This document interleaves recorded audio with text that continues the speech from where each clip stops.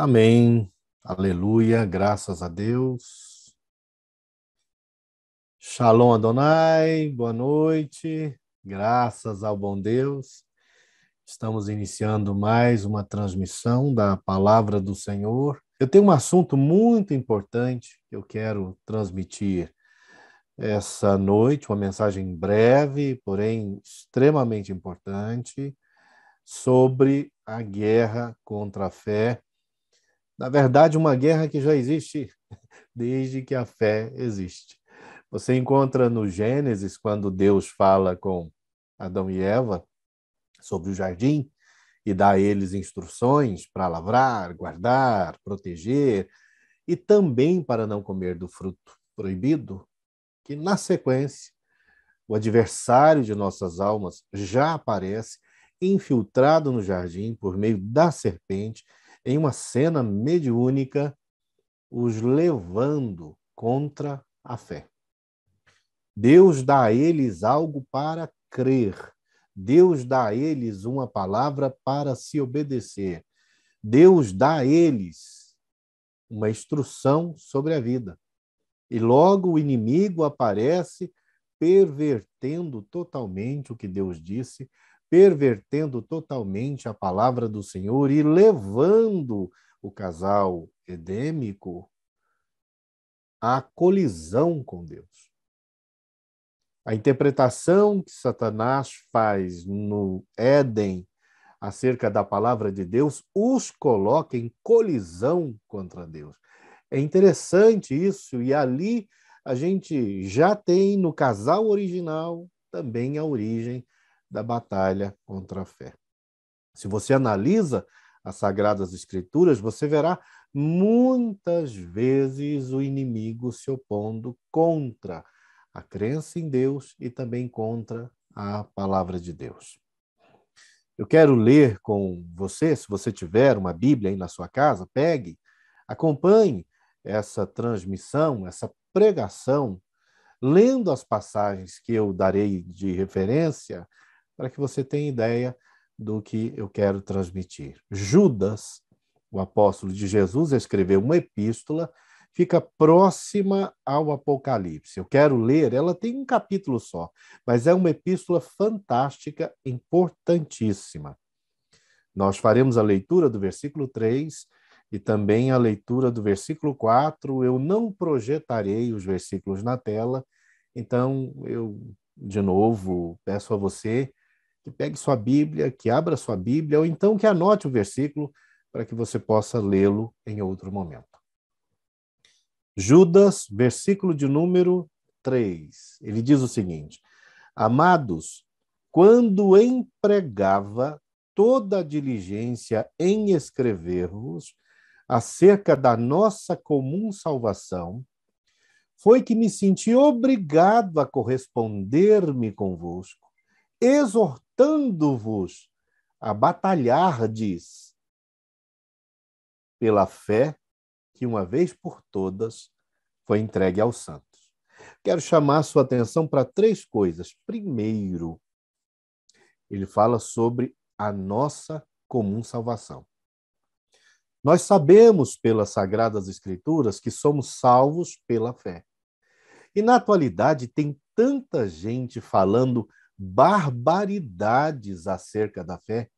Tem gente que confunde fé com otimismo, tem gente que confunde fé com sentimento positivo, tem gente que confunde fé com superstição, tem gente que confunde fé com impressão de que tudo vai dar certo, impressão de que Deus existe, quando, na verdade, a fé escriturística, a fé cristã, é baseada em conhecimento. A fé cristã é baseada em tudo que Jesus Cristo ensinou. Ele mesmo fala isso em Mateus, capítulo de número 7, quando nos diz que o homem prudente constrói sua casa sobre a rocha. E ali ele usa essa parábola como metáfora para nos ensinar que todo cristão constrói sua vida a partir da sagrada palavra de Deus. O cristão, ele tem uma fé voltada para tudo o que Jesus disse. Veja bem, se você for chamado de cristão, se você se sente cristão, se você se diz cristão, Jesus é a base de tudo o que você acredita. Você só é cristão por causa de Cristo. Você só é cristão se conduzir a sua vida a partir de tudo aquilo que Jesus ensinou. Por isso que ele fala que ele é a rocha na qual devemos construir as nossas vidas. A fé cristã é uma fé totalmente fundamentada no que Jesus Cristo ensinou e compartilhou. É a partir de tudo o que Jesus Cristo nos disse que a nossa fé se solidifica, se constrói. Então, a fé que salva é a fé baseada nas palavras do nosso Senhor Jesus. Não é a fé baseada na palavra dos representantes de Cristo, mas a fé baseada naquilo que Jesus Cristo falou. Essa é a fé que salva. Então, é seguindo tudo aquilo que Jesus disse, vivendo a partir de todo o ensino que Jesus Cristo nos deu, que seguimos na direção da fé. Por isso, Judas pôde chamá-la de salvação comum.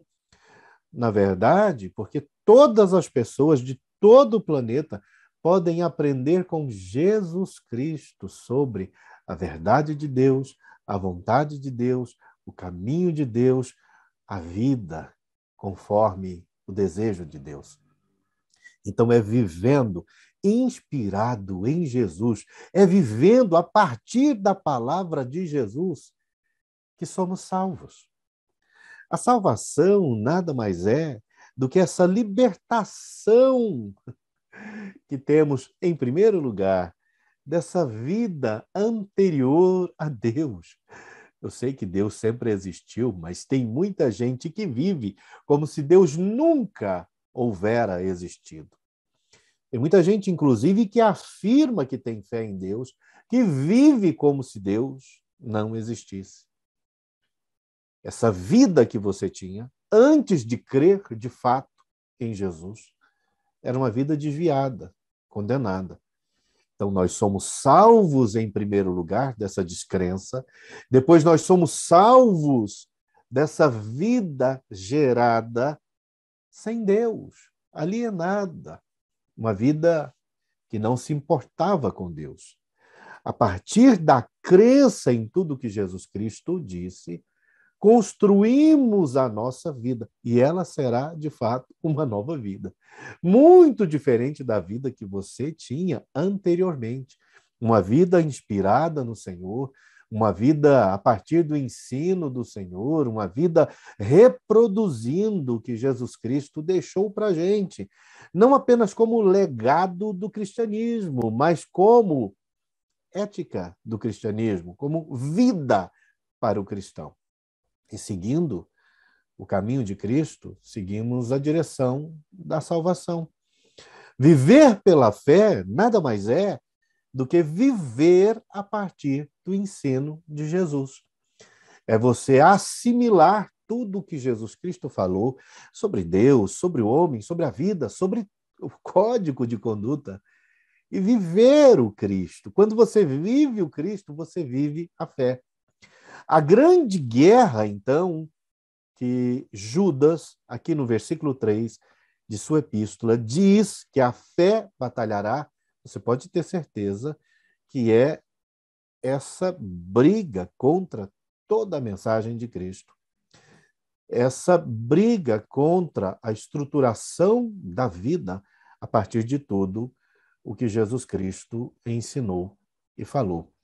Então, tem muita gente se dizendo cristão sem nenhuma noção dos ensinos do nosso Senhor Jesus. Eu não falo isso como crítica, mas com tristeza, porque existem cristãos sem Cristo. É um paradoxo.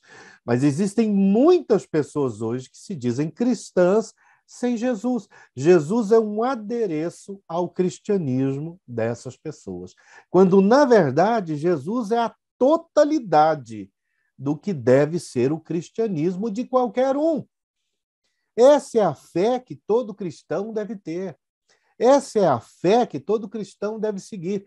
Inclusive, uma galera muito grande na atualidade que prega uma graça de Cristo que se te liberta de todo e qualquer ensino, de todo e qualquer mandamento, de todo e qualquer instrução das Sagradas Escrituras, dizendo que a graça te libertou e você não tem mais nada a obedecer, e você não tem mais que se sujeitar. Essas pessoas estão neutralizando tudo o que significa o cristianismo. Jesus Cristo ensinou que quando você resolve, decide, escolhe segui-lo, você deverá aprender com ele sobre a vida. Ele é a verdade, a vida, o caminho. Você precisa aprender com ele como ser. Essa é a fé que nós devemos defender. Aprender com Jesus é aprender os mandamentos. Jesus fala o tempo todo sobre mandamentos. Jesus fala sobre o respeito a pai e mãe. Jesus fala sobre não matar, não odiar, não prejudicar, ser caridoso, ser amoroso, ser perdoador. Jesus fala sobre tratar bem as pessoas. Jesus fala sobre dividir o pão. Jesus dá muitos mandamentos a nós. Jesus nos ensina a estruturarmos a nossa vida de maneira tal que agrade a Deus. Se você não ignorar de fato a Jesus, você aprenderá a se conduzir nessa vida. E tem muita gente dizendo que você não tem que mudar, não tem que ser transformado. Mas que diferença faz ter Jesus em minha vida? Que diferença faz dizer que sigo Jesus? Se, na verdade, eu continuo mesmo como eu era antes de Jesus. Existe uma briga, senhoras e senhores, contra a fé. Existe uma briga contra essa fé que nasce no Cristo. Existe uma guerra atual contra esta fé que se inspira em Jesus. Existe uma guerra contra crer em Jesus, de fato, contra seguir Jesus, de fato, contra se tornar cristão, de fato. Muita gente mesmo. Jesus adverte em Mateus 24 que haveriam falsos cristos.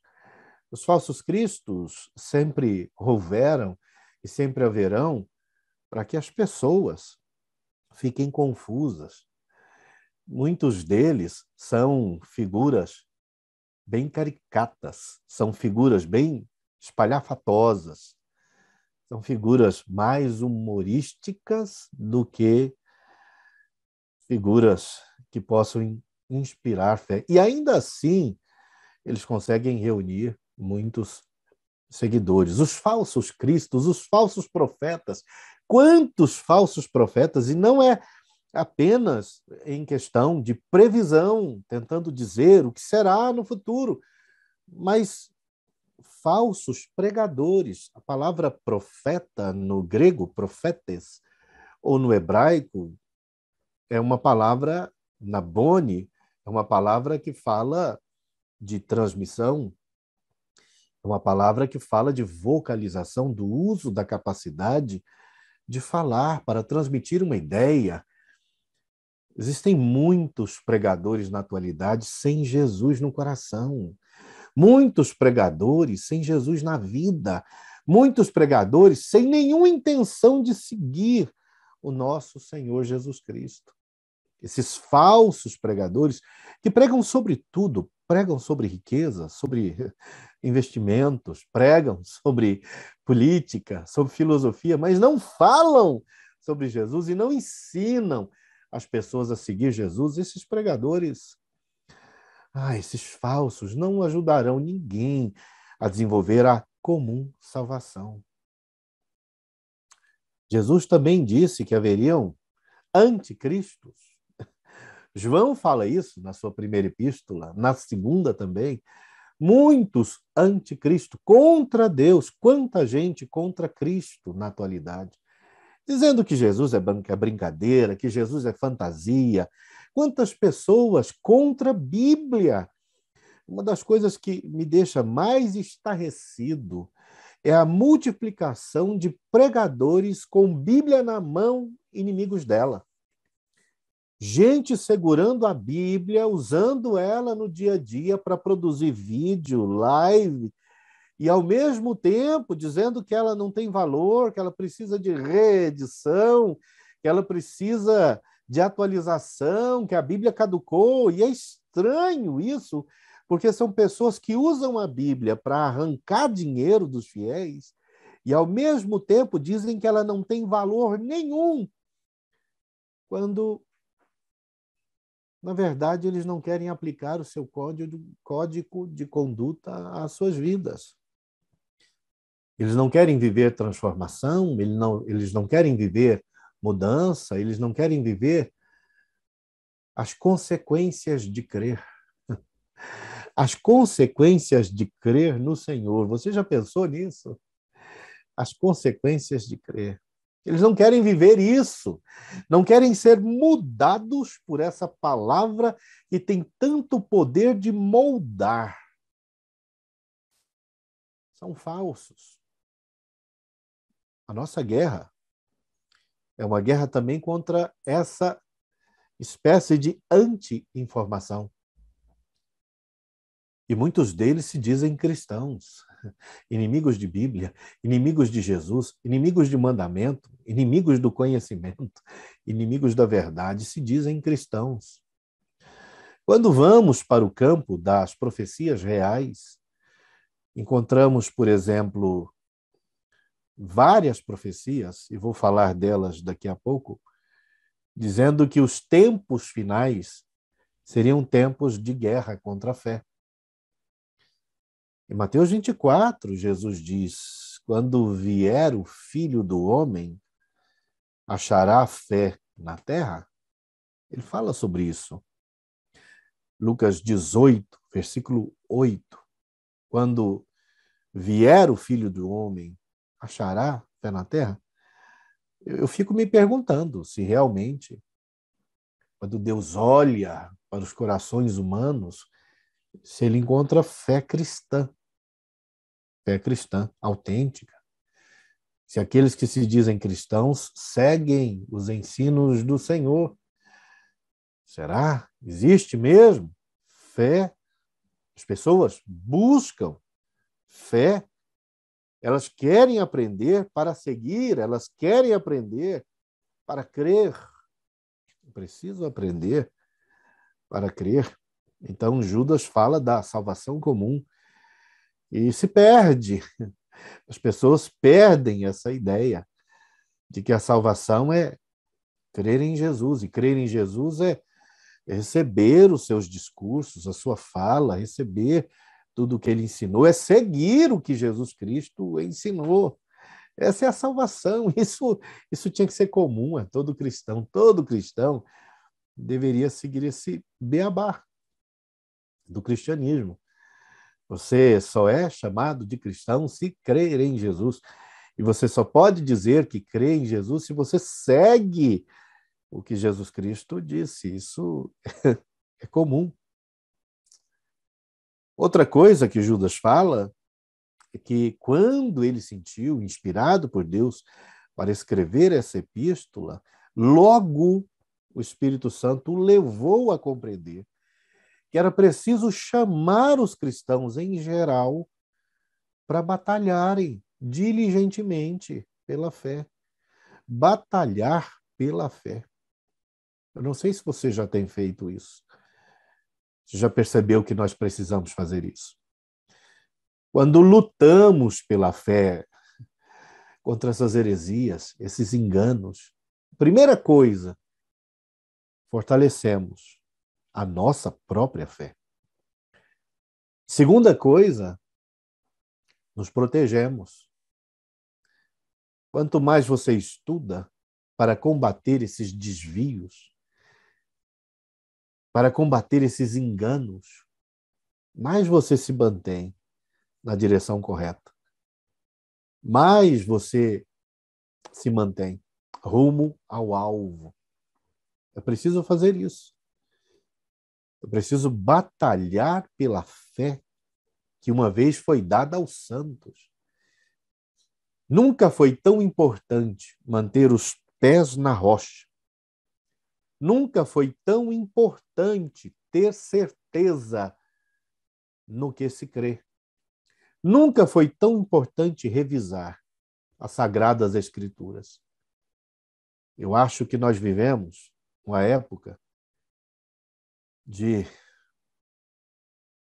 inumeráveis inimigos da fé verdadeira. Inumeráveis. É gente demais ensinando coisa errada, é gente demais criando conflito, é gente demais induzindo ao erro, uma enxurrada de falsos mestres falando do que não entendem, fingindo que entendem, misturando as coisas que pensam que entenderam. Uma enxurrada. Precisamos conhecer. Existem algumas passagens em Oséias 4:2, Oséias 6:3, que falam sobre a importância de saber para não errar, de saber no que se crê para não ser destruído. Tem muita gente sendo destruída porque não se preocupa em conhecer de fato. Jesus disse em João 8, um versículo que é tão repetido no Brasil: conhecereis a verdade. É preciso conhecer.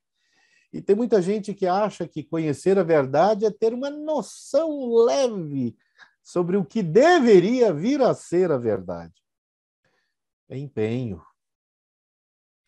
Você precisa empenhar, dedicar, insistir, perseverar, buscar, buscar, buscar, buscar, buscar,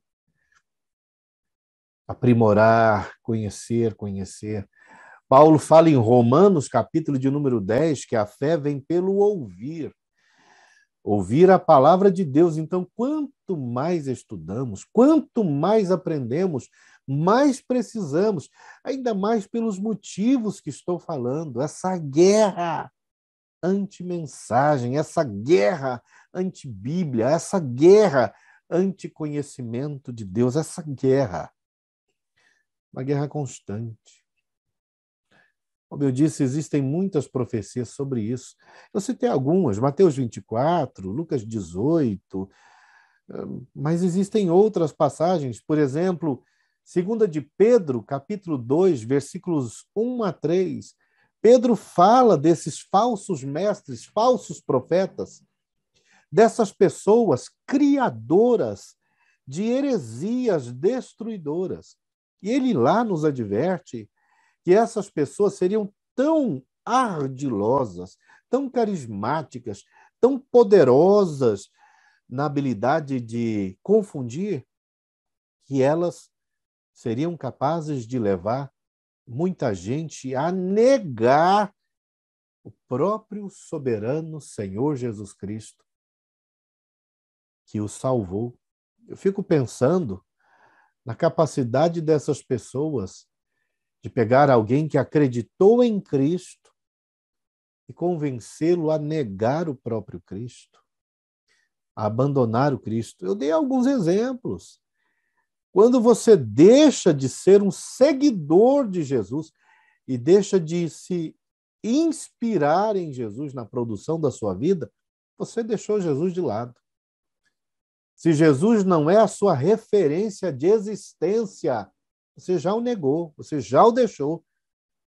Se você não está implementando, a partir do discurso de Jesus, uma revolução do seu ser, você não está vivendo o que Jesus tem poder de causar naquele que acredita de fato nele. Crer em Jesus é se tornar uma nova criatura. A partir da renovação do entendimento e também do procedimento. Quando você muda o entendimento de uma pessoa, você muda o procedimento. Você conhece o entendimento de alguém analisando o comportamento dessa pessoa. Complicado. Paulo fala em 2 aos Tessalonicenses, capítulo de número 2, versículo 4, que o anticristo sempre houve, mas quando o anticristo for governar de fato o mundo, ele se levantará contra Deus, contra o culto, contra o conhecimento. João, na sua primeira epístola, diz que o espírito do anticristo, ou seja, essa ideia que será encontrada mais densamente no anticristo, já pode ser percebida em muitos falsos profetas, falsos mestres, e em muitos falsos cristos, e em muitos anticristos. Gente contra a fé verdadeira. Gente trabalhando para afastar os crentes de Deus. Daniel também fala sobre esse trabalho do anticristo. No capítulo 7, versículo 25, 7, 21 a 22, ele fala sobre essa guerra, uma guerra que chegará um tempo, se tornará física. E o anticristo, por meio de seus liderados, odiará todo cristão.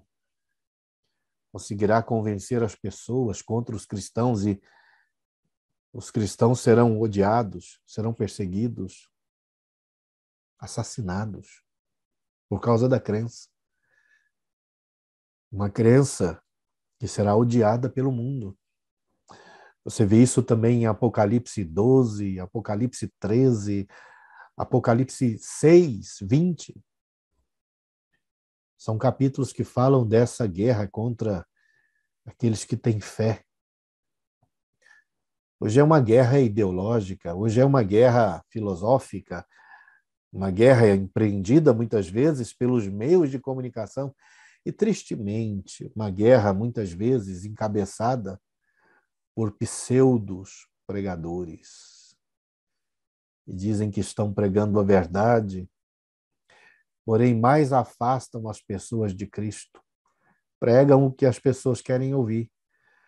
Um evangelho misturado com água e muito açúcar. Um evangelho ralo, diluído, ineficiente, incapaz de transformar alguém. A fé cristã me salva de continuar sendo quem eu fui. A fé cristã, ela me leva a uma direção totalmente diferente daquela que eu seguia sem Deus, antes de Deus entrar na minha vida. A fé cristã, ela me leva a uma guerra contra esses pensamentos aviltantes que hoje dominam a mente das pessoas. O ser humano tem se transformado em brinquedo, tem sido devastado, destruído. Só o cristianismo nos torna gloriosos, maravilhosos, potencializa o que existe de melhor no humano. É preciso receber de Jesus a luz para que nos conduzamos conforme a sua verdade. Aprenda. Aprenda. Jesus fala em João 14 que a gente tem que aprender, estudar, estudar, estudar, estudar. Pedro termina a sua segunda epístola dizendo que a gente tem que crescer no conhecimento.